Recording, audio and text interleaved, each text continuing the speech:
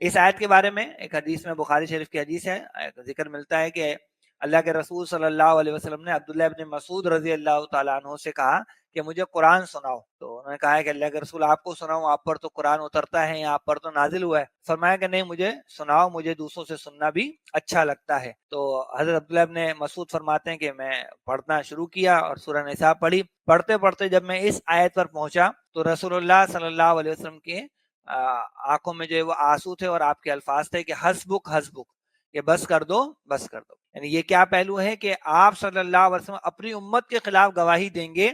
इस बात का जो एहसास है या जो मोहब्बत है आप सल्लल्लाहु अलैहि वसल्लम को उम्मत से, उसकी तरफ इसमें इशारा हो रहा है कि मुझे अपनी कौम के खिलाफ, अपनी उम्मत के खिलाफ गवाही देना हो। अल्लाह के रसूल सल्लल्लाहु अलैहि वसल्लम की मोहब्बत का तो आलम जाहिर और बाहिर है।